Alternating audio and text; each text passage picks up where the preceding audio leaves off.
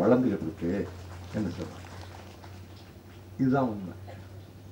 அந்த மான உணர்ச்சி, கற்பு, மானம், ஒழுக்கம், அப்படிப்பட்ட சகோதரிகளை, விடுதலை புலிகள் படையில் இருக்கக்கூடிய சகோதரிகளை யுத்தத்திலே செத்து போன பிறகு அவர்கள் சீருடைகளை களைந்து நிர்வாணப்படுத்தி இந்த சிங்கள சிப்பாய்கள் எதிர உட்கார்ந்துகிட்டு கெக்கலி விட்டு சிரிக்கிறார். நெட்ல வந்திருக்குல்ல, இணையதளத்தில் இந்த போட்டோ. சீருடைகளை களைந்து இறந்து போன பெண்களை உடலை நிர்வாண கோலத்திலே போட்டு கெக்கலி விட்டு சிரிக்கிறார். ஹிட்லர் செய்யலையே. அவன் லட்சக்கணக்கான யூதர்களை கொண்ட போது கூட இந்த கொடுமையை செய்யவில்லை.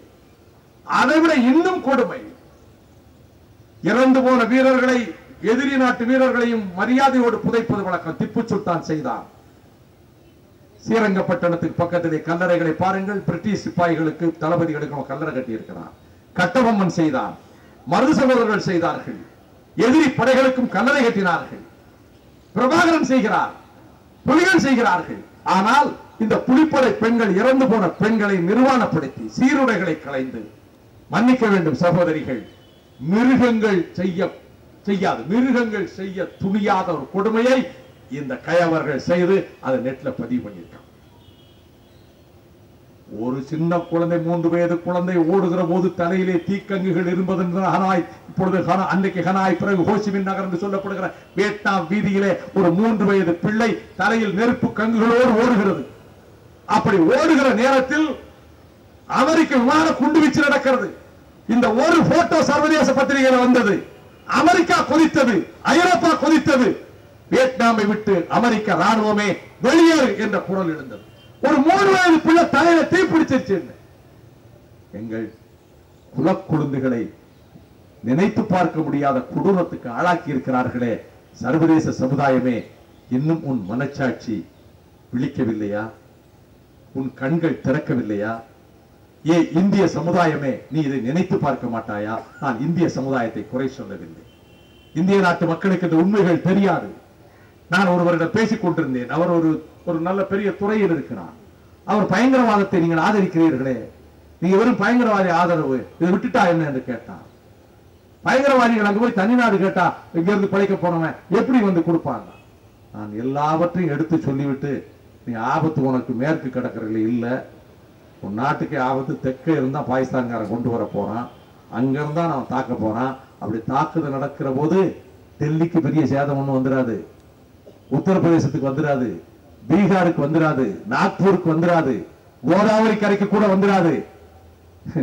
எங்க கூட அணுமின் நிலையம் எங்க தலைமையில இருக்கு, எங்க தெற்கு சீமையில, இங்க கன்னியாகுமரி மாவட்டம், நெல்லை மாவட்டம்ல இருக்கு, மதுரை மாவட்டம்ல இருக்கு. அங்க இருக்க விஜயநாராயண கடற்படை தளம் எங்களுடைய மண்ணிலையில் இருக்கு. அதை தாண்டி வந்தா கல்பாக்கம் எங்க ஊர்ல இருக்கு. ஆக குறி வைத்து தாக்கும் போது நாளைக்கு பேர் ஆபத்தை தலையில நாங்க சுமந்துகிட்டு இருக்கிறோம். இதை என்ன எண்ணி பாத்தீங்களா நீங்க? இந்த தொலைநோக்கு இந்திரா காந்தி அம்மையாருக்கு அந்த தொலைநோக்கு சிந்தனை இருந்தது. She had that vision.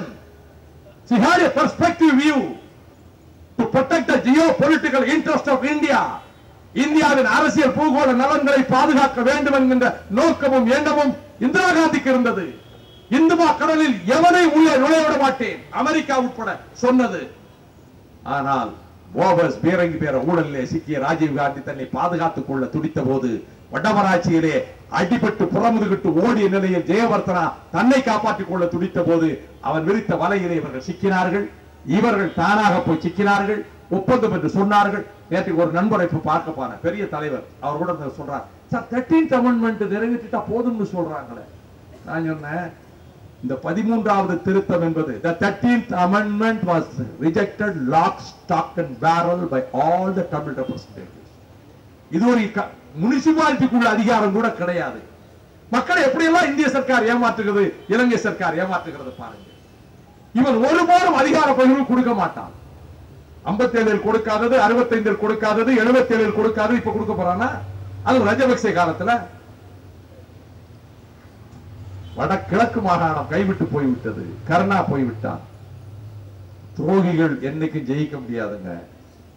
அப்படின்னா போர்க்களத்து நிலைமை, எந்த நிலைமை ஏற்பட்டாலும் சரி, நீ விடுதலை புலிகளை என்கிட்ட ஒரு டெல்லியில இருந்து ஒரு டிவி பேர் சொல்ல விரும்பல, என்கிட்ட பைட் கேட்டாங்க, நேரடி பைட். நான் கொடுக்கிறேன். நான் உடனே காதுல வயரை மாட்டிக்கிட்டேன். இப்பொழுது வைகோ பேட்டி கொடுப்பாருன்னு நாங்க விளம்பரம் பண்ணிட்டு இருக்காங்க. நான் காதுல கேட்டுக்கிட்டே இருக்கிறேன். இதுதான் சதாம் ஹுசேனை போல பங்கரிலே இருந்த பிரபாகரன் இடம் ஆடம்பரமாக இருந்தான், அப்படி இருந்தார், இப்படி இருந்தார், இவருக்கு சதாம் ஹுசேனுடைய கதிதான் ஏற்பட போகிறதுன்னு வர்ணிச்சுட்டு அடுத்து என் பைட்டு கொடுக்க போறாங்க. வயறுகெல்லாம் பிடிக்க எறிஞ்சினாங்க. அப்படி ஒண்ணு எனக்கு ஒண்ணு செய்தி வரணும் அவசியம் கிடையாது. ஒரு பழைய பிரிட்ஜிலேயர் கிடக்கு, அங்க ஒரு பழைய மரக்கட்டிலையோ இரும்பு கட்டில தான் படுப்பாரு. நீ என்ன அக்கிரமத்துக்கு செய்தி போடுற? அங்கிருந்து 2 மைலுக்கு அப்பால புதுக்குடியிருப்புல 10 பிள்ளைகள் செத்து கிடக்காங்களே, காயப்பட்டு போய் பாத்தீங்களா?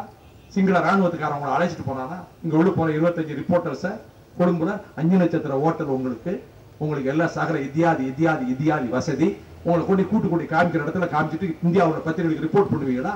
உங்களை போன்ற ஒரு பத்திரிகையாளன் Lasantha Wickrematunge, the editor of Sunday Leader, அந்த சண்டே லீடர் பத்திரிகையினுடைய ஆசிரியரை கோரமா கொண்டு முடிச்சுட்டானே. he was murdered. அவன் மரண வாக்குமூலம் எழுதியிருக்கானே. நான் மஹிந்த ராஜபக்சேக்கு ரொம்ப நண்பனாக இருந்தேன். விடுதலை புலிகளை நான் என்னைக்கு எதிர்த்து வந்திருக்கேன். ஆனால் அவன் தன் நாட்டு மக்களே குண்டு போட்டுக் கொள்றானே. இந்த கொடுமையை நான் எப்படி சொல்லாமல் இருக்க முடியும்? என் வீட்டை குண்டு வைத்தார்கள், என்னை கொண்டு விடுவார்கள். நான் செத்ததற்கு பிறகு என்னுடைய பத்திரிகையில் தலையங்கமாக போடுங்கள், எழுதி வைத்து விட்டு அவன் கொல்லப்பட்டு விட்டான்.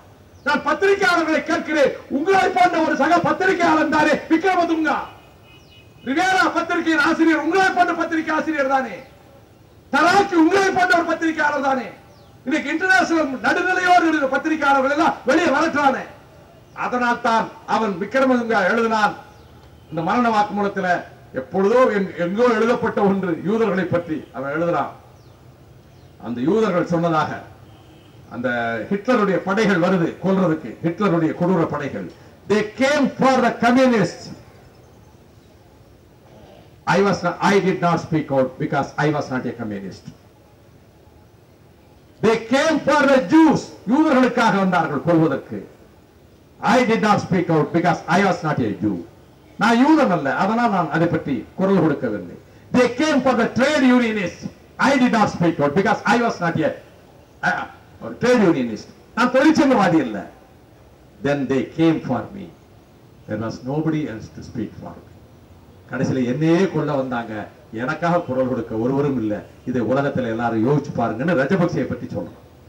இப்படிப்பட்ட கொடூரமாக பத்திரிகையாளர்களையும் கொண்டு குவித்து சர்வதேச பத்திரிகை அடித்து விரட்டி மொத்த தமிழ் மக்கள் 5,30,000 பேர் 22,000 பேர் இருக்காங்க. 2 லட்சம் அல்ல, 5,22,000 பேர் மொத்தத்தில் இருக்கிறாங்க. இந்த இனமே அழிந்தாலும் பரவாயில்லை நினைக்கிறார்கள். விடுதலை புலிகளை அழிக்கிறோம் என்ற இந்த தாக்குதலில் எத்தனை 1000 தமிழ் மக்கள் லட்சம் மக்கள் செத்தாலும் பரவாயில்லை என்று ராஜபக்சே நினைக்கிறார். உலகம் அப்படி நினைக்கவில்லை, உலக நாடுகள் அப்படி நினைக்கவில்லை, போப்பாண்டவர் அப்படி நினைக்கவில்லை, ஐநா பொதுச் செயலாளர் அப்படி நினைக்கவில்லை, இந்திய அரசு நினைக்கிறது. எத்தனை பேர் செத்தா என்ன, புலிகளை ஒழிச்சா பரவாயில்லை. இது நியாயம் அல்ல. துரோகத்தை செய்யாதீர்கள். நீங்கள் கொடுத்த ஆயுதங்களாலே எங்கள் மக்களை கொண்டு குவித்திருக்கின்றார்கள். இனி எவ்வளவு காலத்துக்குத்தான் இந்த கொடுமைகளை நாங்கள் தாங்கிக் கொண்டிருப்போம்? யாரும் வந்தவங்களை இப்ப காலில இருந்து யாரும் சாப்பிடல. இப்ப எப்படியும் போனா சாப்பாடு ஏதாவது கிடைக்கும். நம்ம முத்துகிருஷ்ணன் இருக்காரு, கணேசமூர்த்தி இருக்காரு, பழனிக்குமார் இருக்காரு, ஏதோ ஒரு உப்புமாவோ ஒரு பொங்கலோ வச்சிருப்பாங்க. இல்ல ஏதாவது கடையில 2 சப்பாத்தி ஏதோ கிடைக்கும், இல்ல ஒரு பன்னாவது வாங்கி சாப்பிட்டுக்கலாம். நான் கேட்கிறேன், இந்த 5 லட்சம் பேர்ல எத்தனை லட்சம் பேருக்கு 3 நேரத்துக்கு சாப்பாடு இருக்கு, 1 நேரத்துக்கு சாப்பாடு இருக்கு? போன 29ஆம் தேதியில இருந்து இன்றைக்கு வரைக்கும் எனக்கு கிடைச்ச தகவல், உணவு மருந்து முழுக்க போகல, சாப்பாடு கிடையாதுங்க, மருந்து கிடையாது, சாப்பாடு கிடையாது, பிள்ளைகளுக்கு கிடையாது, பெண்களுக்கு கிடையாது. மொத்தமா எல்லாத்தையும் அழிச்சாலும் பரவாயில்லைன்னு இன்டர்நேஷனல் ரெட் கிராஸ் வெளியே போ, மெடிக்கல் ஸ்டாஃப் வெளியே போ, எங்களுக்கு எழுத்து சொல்லக்கூடிய தூதராலய அதிகாரிகள் வெளியே போ. ராஜபக்சே ஸ்டேட்மெண்ட் ஆஃப்டர் ஸ்டேட்மெண்ட் கொடுத்துட்டு இருக்கிறான். எல்லாம் நீ கொடுத்த தைரியம் இல்லையா? சவுத் பிளாக் கொடுத்த தைரியம் இல்லையா? நார்த் பிளாக் கொடுத்த தைரியம் இல்லையா? சுண்டக்காய் பய. நாங்க தமிழ்நாட்டில் நாங்க ஒன்னும் ஆயுத போராட்டத்தை ஆதரிக்கல. நான்